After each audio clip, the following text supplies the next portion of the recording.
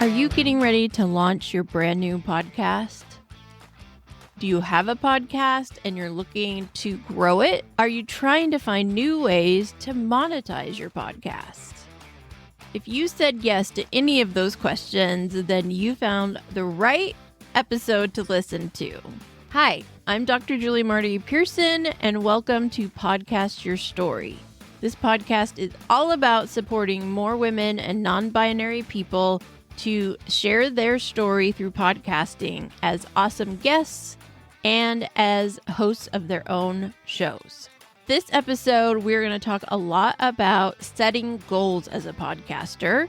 And my guest, Alesia Galati, is going to share some of her insights as she works with podcasters every day as a podcast production agency owner, and a podcaster herself with 2 podcasts that she is consistently sharing with the world.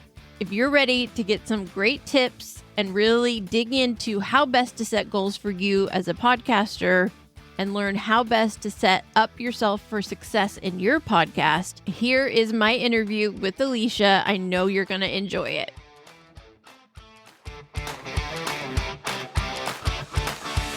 Hello, my friend. Welcome back to a brand new episode of Podcast Your Story. I am your host, Julie Marty-Pearson, and I am very excited to welcome a new guest and friend of the podcast, Alesia Galati. Welcome. Thank you. I'm so excited to be on here. And anytime that I get a chance to talk podcasting, I am there. So thank you for having me. I always say you get 2 podcasters in a Zoom room and, we could go for hours. And you never know where it might take us. So true. We realized before we hit record that we are both Virgos. So I have a feeling why we're both in podcasting and do what we do in podcasting. So, Alesia, you are a podcasting strategist and have a production agency. So we will get into all of that. But I always like to start my guests off so the listeners can get to know you a little bit better. Tell us how you got into podcasting to begin with. Oh, man. Okay. So I started listening to podcasts in 2015. And I was driving back and forth, dropping my kid off with a family friend. And it was maybe an hour between taking him to the babysitter and then driving to work. And I realized the radio kept playing the same 3 songs, which was really annoying. And I didn't realize it so much because before my commute was maybe 15 minutes, if that. So it was a very quick commute. But now that I was going out of my way, I was in the car a lot longer. And this is back when Google had its own Google Play Music, and it had some podcasts on there. And the very first podcast I listened to was Stuff You Should Know. And I worked in manufacturing and supply chain. I got to work and meeting like tons of guys, to like 150 guys to 5 women, and was like, oh my goodness, I discovered podcasts. I'm learning so much. And I'm a lifelong learner. Like I love learning. And so I found podcasts as such an incredible way to learn on the go instead of having to hear the same 3 songs. Fast forward to 2016, 17, and I started thinking about, okay, I'm capped with my career on what I actually can make for my family. And I come from a single parent home where my mom did not have her high school diploma. She got her GED at 29 and then went on to become a registered nurse. But for most of my life, when I was living in the house, she did not have a steady means of income. So I started doing the side hustle thing, which it's really strange that it's been so long that I've been doing that. So 2016-ish. And I was doing discussions around postpartum depression because I struggled really bad after having my first kid. And guested on a few podcasts, sharing my story, sharing some resources that were working for me. And then as that was going on, I was also getting my degree in marketing. I was like, actually, I think I could do marketing as my side hustle. Did some podcast guesting about marketing.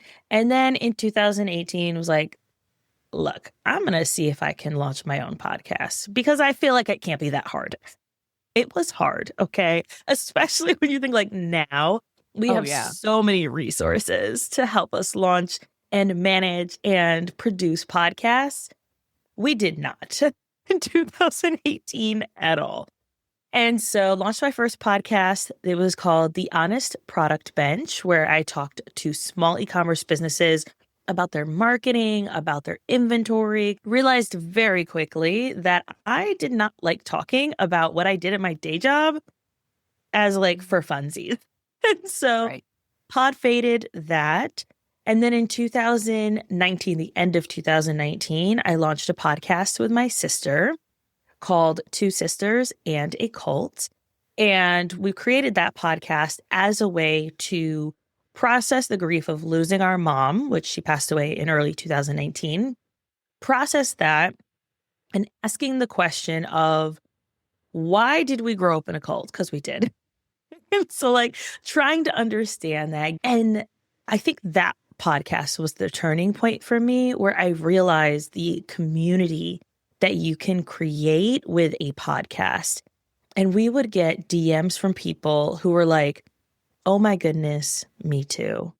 I grew up in a cult as well, or I was in a very cult-like situation. And I can't thank you so much for sharing your story.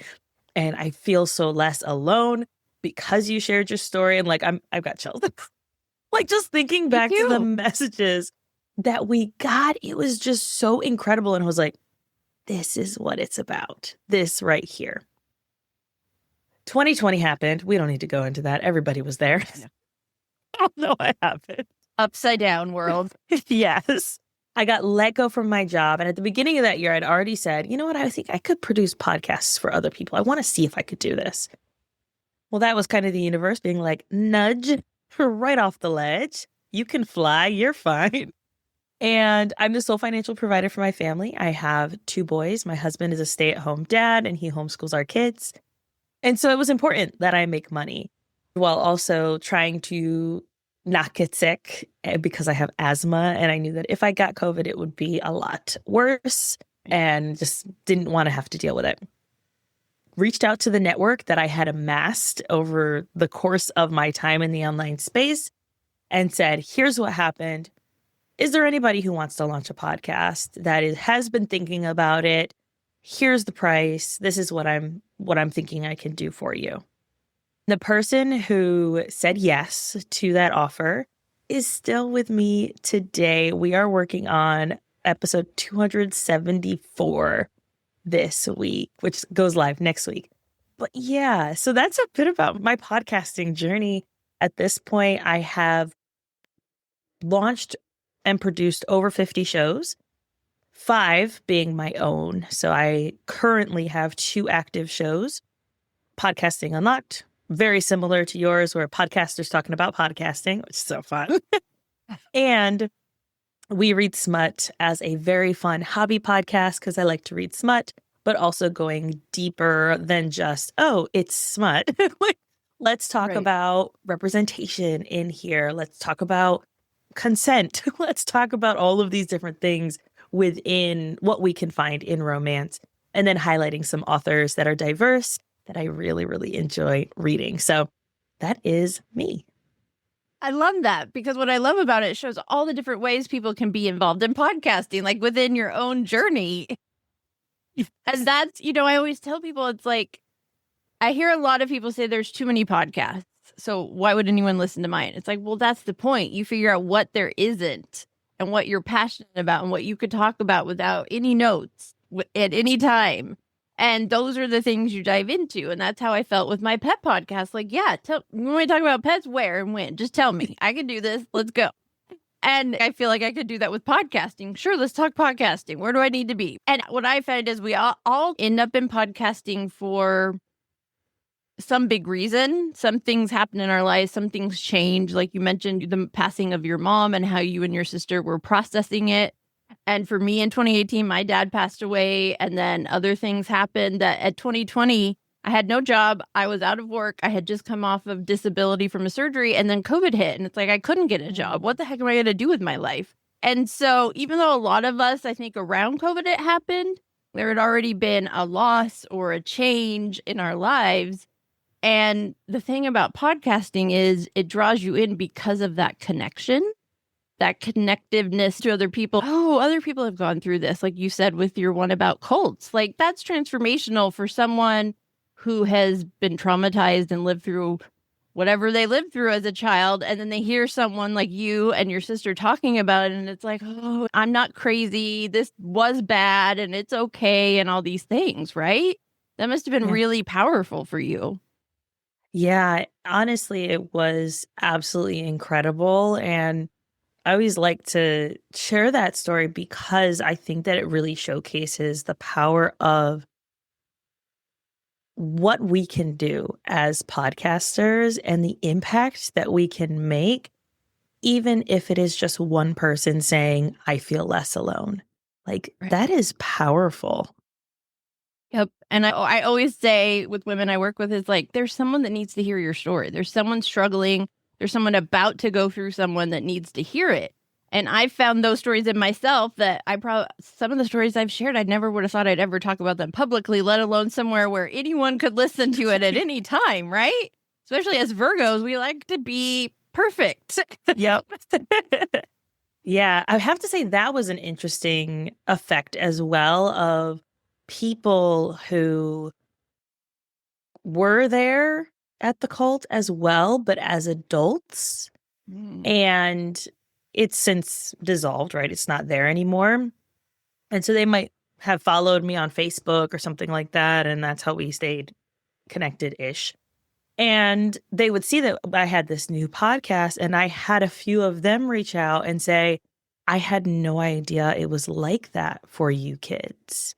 Because our experience, especially as children in a place where your voice doesn't matter, what you have, like your opinion doesn't matter, privacy doesn't matter, like none of these things matter, and everything is a sin. Right. Like that is how it was and how we grew up. And so to have other people say, instead of saying like, what you went through isn't valid, that wasn't my experience, right? It was more like, I had no idea it was like that for you. I'm so sorry that I was part of the problem for that, which I thought was really beautiful to have that reconnection in that way. That's powerful too. I think that is something our world lacks a lot of empathy. We are very quick to criticize, very, very slow to give grace or empathy to people. I think that sometimes we have to realize is we're all experiencing things from different points of view. And even sometimes my own family, my sister will say something and I'm like, what are you talking about? And like, we have very different memories of certain experiences, but because we're two very different people. Yes, we grew up in the same house and have the same parents, but we are very different personality-wise, all the things. And sometimes we have to step back and realize, well, even though if that's how I felt, maybe someone else felt different. And a lot of us get told our feelings are invalid, our stories aren't true. And podcasting is a very powerful tool for that. So it sounds like you felt it and then realized you could help other people do the same thing. Yeah. And that was really the goal with my production agency and being a strategist is like, okay, how can I don't want to be the face of like big movements. Not interested. No, thank you. What I instead wanted to do was kind of be the platform, be the jumping off point, be the person holding the other person up so that they could get their message out, so that they could get their voice out. And I found that, one, it's extremely fulfilling and is a great reminder of why I do what I do. Our tagline is messages that make a difference.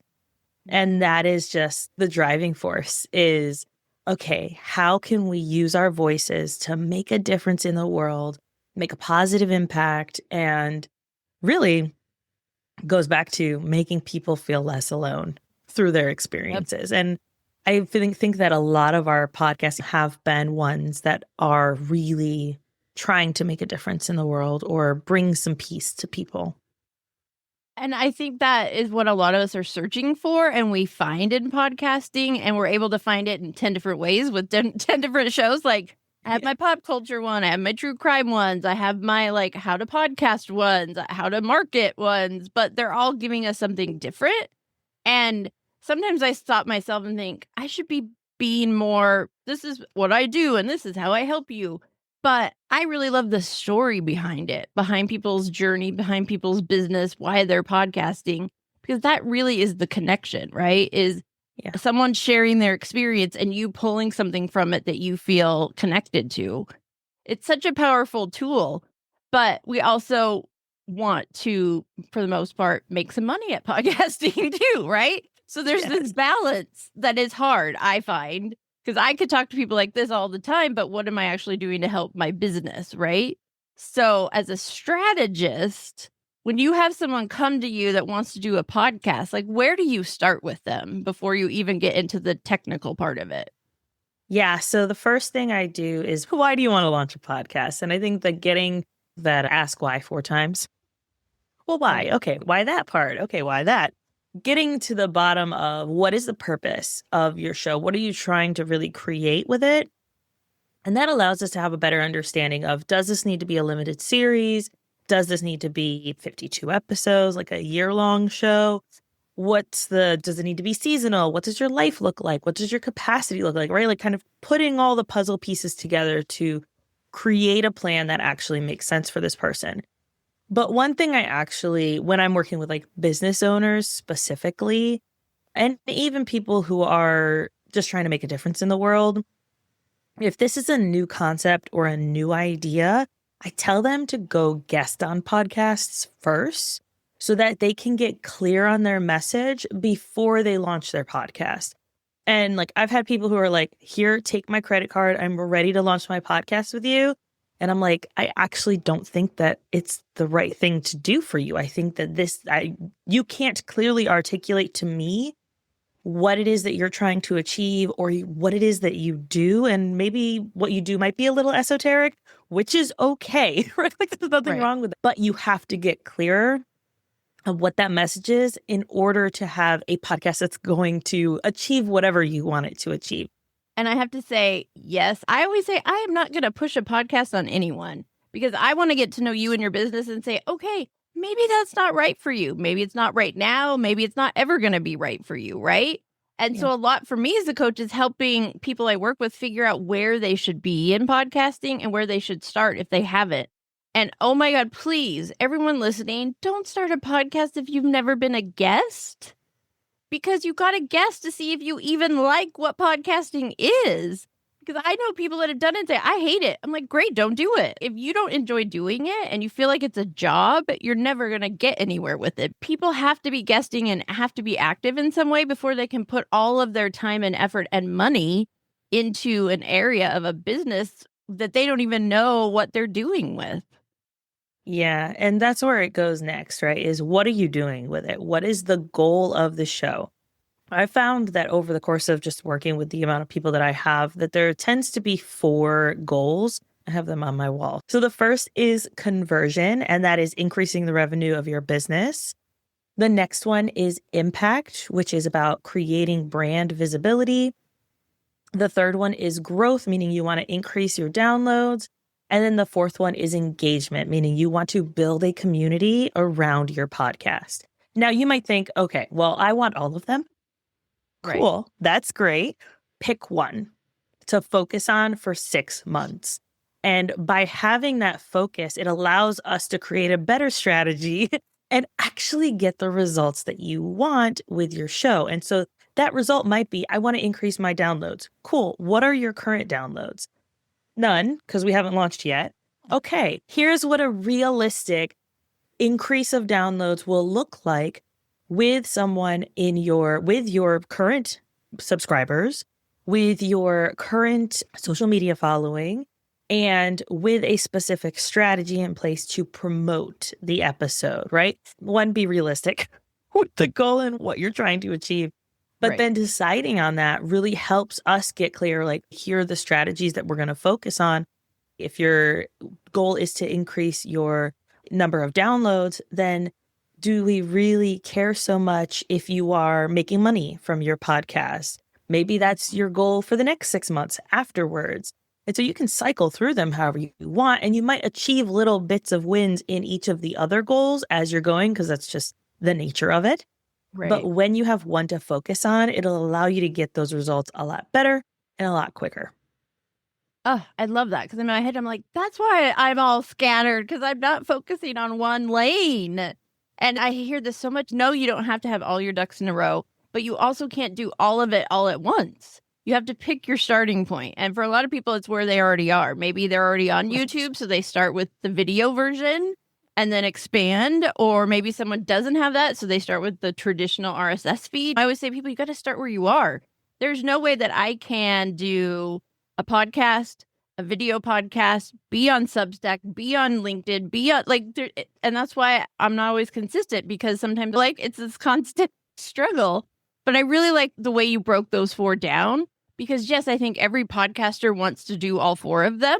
Right. But we all know we can't do it all at once. And if you focus on one, some of the other ones are just going to naturally happen. So if I'm focusing on impact, that doesn't mean I'm not going to start to have growth or conversion or engagement. But I know right now that's my focus. So I love the way you explain that. Yeah. And I think that what you're saying of well, I need to be in all the places. I need to do all the things. That's why agencies like mine exist, right? And the services that you offer where people are able to come to us and say, I just want to record and someone else do the rest. I don't want to just be an agency that says, all right, hand me your work and then I'm going to hand it back. I want it to be strategic. I want it to make the impact that the person wants it to make. And so that's where strategy was a really important part going into creating this of how can I integrate both so that way I feel like I'm making a positive impact with my clients as well. Right. So all around, good impact. Yeah, no, I love that because, I've seen and met people in different types of podcast agencies, and it's different depending on what the purpose of the podcast is. Larger corporation or business, it's going to need something different than a business running by a person with a small team. And also what you do. Is it a product based? Is it service based? What type of service? All of those things matter. And what I've learned myself as a coach is I don't want to be the person that does all the production for people. I don't enjoy that side of it. I will say, here, go to Alesia and she will do that for you because I can help people get started and learn how to do the simple things themselves. But I don't enjoy that side. I enjoy the strategy and the coaching, and especially with guesting is helping people really be thoughtful and strategic because I think a lot of women, especially in business, say yes. They don't want to say no, even if it's not the right place for them. So do you run into that sometimes with podcasting? Do you feel like people are creating it in a certain way or want to because that's what other people do or they think that's the right way to do it? Yeah. So I want to say it was maybe 2 summers ago, a very big online guru, which if you look into online gurus, the businesses, online business coaches and stuff, course creators, it's very culty. It's the way that they behave. So everyone be careful and be aware. If anyone says, I know something you don't know, run, please. Or if someone says this is the only way to do it. Yep. No. Run very fast. Away. Okay. So there was a guru who was like, if you have a business, you should have a podcast. For 3 months straight, I said, so-and-so said that if you have a business, you should have a podcast. And here's why I disagree. And I rode that because I was like, no, I don't think that just because this person says this, that everyone should do it. And I think that it's disingenuous for big leaders who have full freaking teams, money to afford these teams, to tell small business owners who are trying to make money that they need a podcast. A podcast is not going to get you rich. It is not going to bring income in, at least in the first 3 months. It is highly unlikely that it is going to do that unless you already have an established audience and they need more content from you ASAP. Right. I think that kind of setting that expectation helps people be like, oh, maybe I don't need a podcast. Maybe I need to guest on some podcasts and have some conversations with people and make some money first. And then maybe I start a hobby podcast and it's every other week or once a month and I see if I like it and talk about a topic that I could talk about literally forever. Maybe it's not my business. Maybe I just blog instead, or I just create social stuff. But having conversations to make money in your business first. Otherwise, it's a hobby. I've been in the online space for so long. I'm so sick of seeing women, especially, undervalue themselves, not make money in their business. Yes, one of my values is making an impact in the world. That's like third on my list. My first is making a living wage for myself and my family. That is my value. Number one, your values can be financial. My second, my team needs to be making a living wage. 3, we make an impact in the world. Because if I'm not making the money that I need to be able to sustain my family, if my team's not making the money they need to make to sustain their families, we can't do the third one. And so I think that it's such an important conversation around podcasting. It's like, this is not going to get you rich quick. 95% of podcasters never see a dime, or if they do, it's maybe a dime. Right? It. Literal, this is the dime I made. Yes, a literal dime. And so, yeah, I clearly have very strong feelings. But it's so true. And one I always say to people, podcasting is a marathon, not a sprint. Yes. Do not start it. I mean, you said it earlier, realistic. You have to have realistic expectations in business, period. But when podcasting, people see people making money and they don't see the 20 people working behind the scenes to get that. Like, and I will say the first podcasting course I took back in 2020 was with one of those gurus who still exists. And me and several other people I met through that big group course were very disappointed in what we got for the value, right? Many of us started anyway, but we ended up finding other communities that truly supported us. And for me, I was career coaching. And so I was told, well, you have a podcast about your business.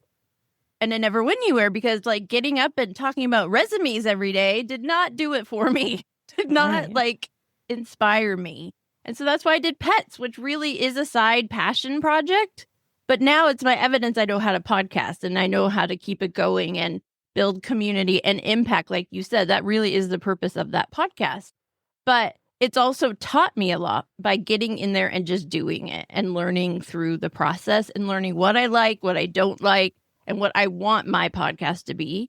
And we talked about saying no earlier. And I've also learned as a podcaster that I can say no to anyone just because they're a great person and would be a great guest.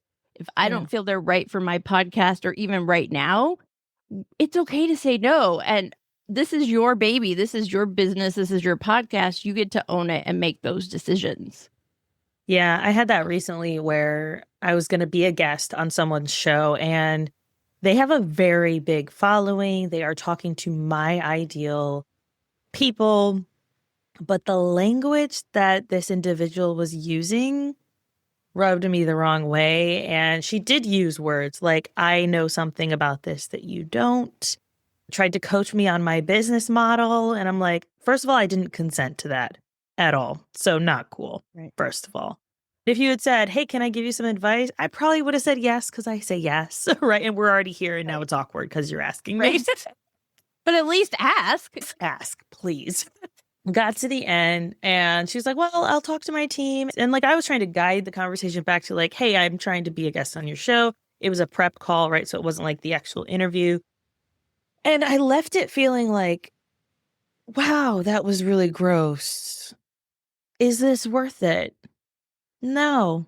I'm going to reach back out to the team and say, I'm no longer interested in being a guest on the show. And like, it didn't feel good to do it because one, I don't want to disappoint anyone. And I don't want to close the door on what could be opportunities, right?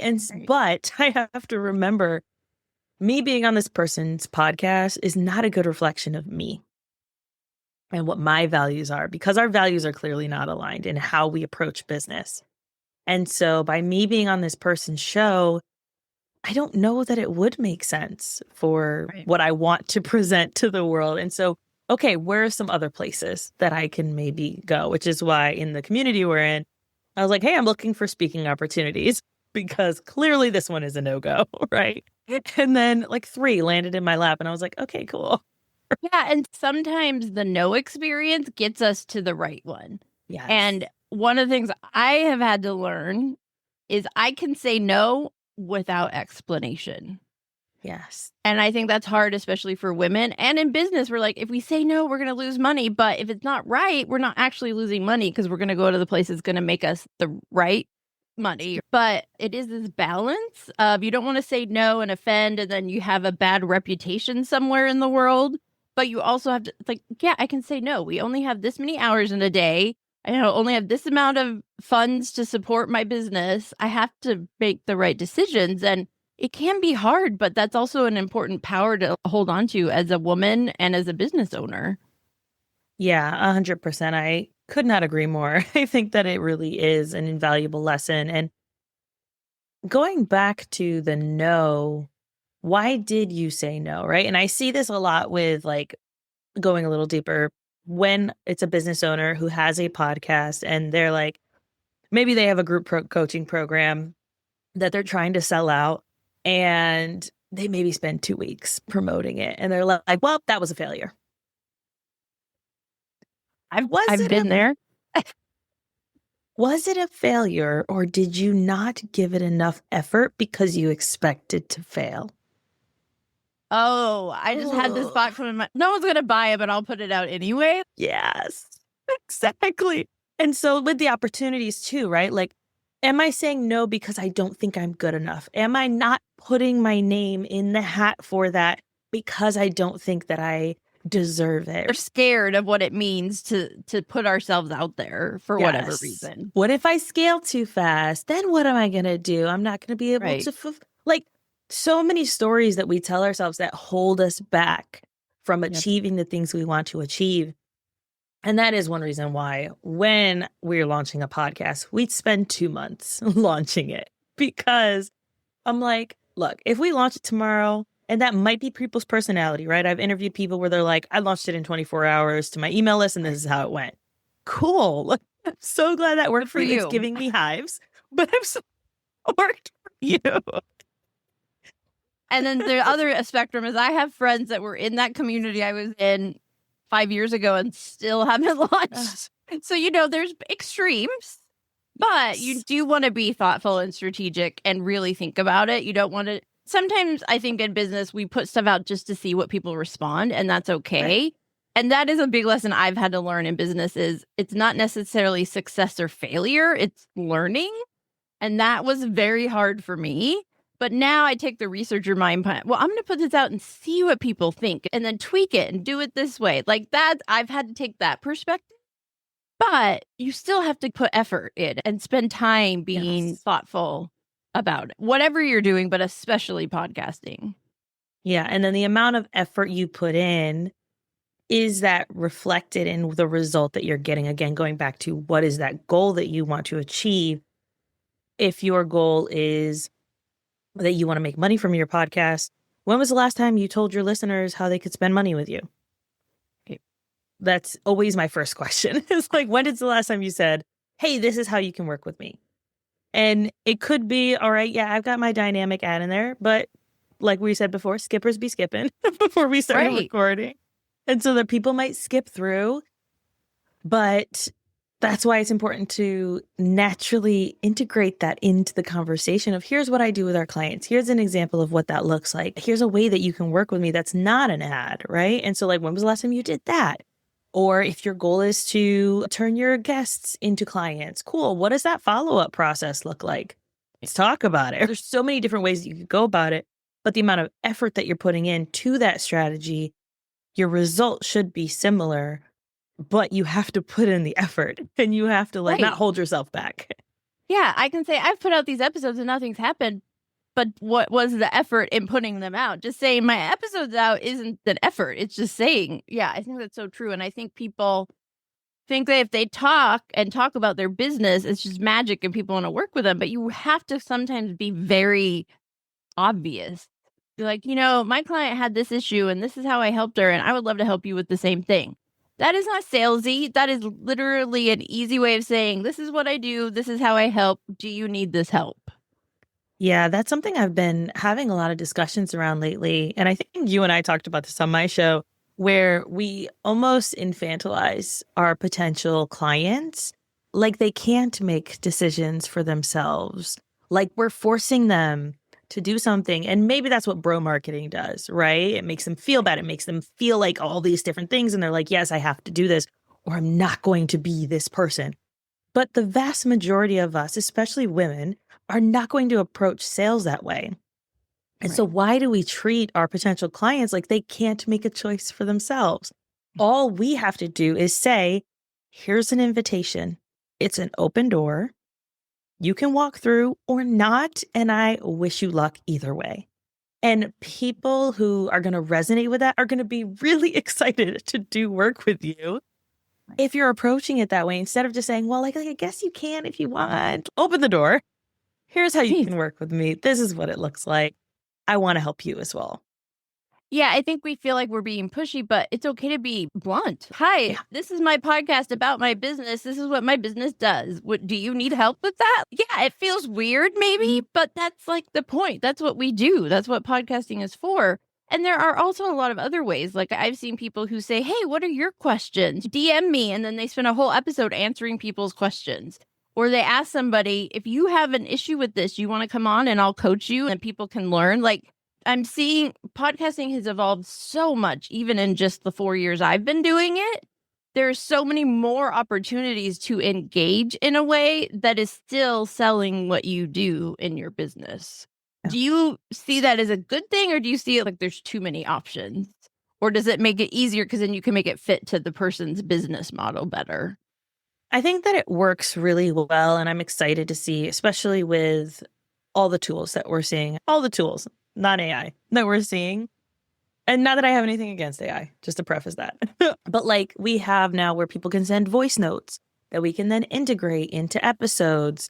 I did a whole 52 series on a separate podcast that was like, I want to test this out and see how it works. 10 minutes or less answering podcasting questions and just like really focusing on what are the questions I'm getting. And maybe some of them I'm just making up because I didn't get questions that week. But what it's allowed is people to, by opening the door and saying, send me a DM if you have questions. I get questions in my DMs. It's not a lot. It's not often. But when I do, one, I always send a voice note back thanking them, because I find that voice notes, especially if I can, like if my kids are being loud in the background and I really need to respond to this, then I won't. But that initial one, I always try to send a voice note. Hey, thank you so much for sending me this question. I'm so excited that you're on your podcasting journey. This is so incredible. Here are some things that I would recommend you do based on the information you've given me. And I don't need to sell to them. I'm literally just answering their question. If it gets to be a little more extensive, which it has not at this point, people, I think, are at a point where we're like, all right, we know how to be respectful in someone's DMs, and we're not trying to get too much information. No, you need to book a strategist call, please, and thank you. So we haven't had that. But if it did get to that point, I would say, look, I've loved being able to help you and support you. I don't have the capacity to answer more questions at this time. But if you want to book an hour-long session, we can chat deeper, further. I can look at more things on the back end of your podcast to give you some better answers on how I think you should proceed with whatever the question is. And that's okay. That's just setting up a boundary and saying, here's the boundary, please don't cross it, but we can still collaborate and I still want to work with you. And you can still listen to the podcast because I'm going to be answering questions anyway over there. So maybe your question will be answered. Yeah, there's so many ways to do it. And I'm finding that with all the tools that are available, it makes it pretty easy. And as long as you are clear on where you want them to go, it doesn't get too overwhelming. Right. Well, I think we could probably talk for another couple hours. I know. But we should probably wrap it up because we also know our listeners' time span is only so long. So love you guys. In closing up our discussion, if someone out there is listening, they've been thinking about a podcast, they know it makes sense, but they're also kind of a little confused as to like, what's the starting path? What would you say to them? First and foremost, I would say guest on some shows and see if it's going to be the right fit for you. Next, if you enjoy it, then write out a list of 10 episodes that you could do. What are 10 topics that you could talk about that feel really comfortable and really good? Because even with 10 episodes, you could do a limited series, right? It does not have to be that you have to podcast for years and years. Just create the plan. And from there, what is your goal? Is it conversion, impact, growth, or engagement? What are you trying to achieve with it? And then that should set you up for some pretty decent success right out the gate by having that kind of outlined in your brain or even on paper. That's going to help set you up well. Boom, mic drop. There you go, guys. No, I think I like how you keep things simple and don't overcomplicate it. It's like starting points. And I think we all love to overcomplicate things. Yeah. Especially when you throw in the tech and all the things. And also, like you said, when I started 4 years ago, it took me hours to edit audio. Now I like put it into script, push a couple buttons, fix a couple things, and like, boom, let's go. The evolution has also made it. And that's why there's so many more people in the space, because it is easier. But if you're not strategic and start with that why, the easy doesn't matter, because then you're just kind of wasting your time and effort. Yeah. And I think that's why, yes, while there are more podcasts, only 13% of them are active regularly, because it takes a lot of effort. It takes a lot of work. And people have these expectations of podcasting that are unrealistic, quite frankly. And they are like, wow, this is a lot of work and I'm not getting any results. Okay, bye. Right. But yeah, I think if you're just strategic about it, keep it simple, then you'll be able to get some results, which is what we all want, right? With the content we're trying to produce. Absolutely. Thank you, Alesia, so much for coming and sharing your wisdom. I learned things. I took notes. I'm like, okay, let's go. So I always love learning from my guests, and I know the listeners are going to learn from you too. And if you're listening to this, we always love to keep it evergreen, but Alesia is coming to my Women's Podcaster Party networking community in October. She's our featured speaker and is going to help us with some of that goal setting and that thinking through the end of the year and into the next for podcasting and guesting. So please come join us. As always, the links are in the show notes. So thank you for your time and sharing your expertise with us. I so appreciate it. Yeah, thank you for having me, Julie. I appreciate you.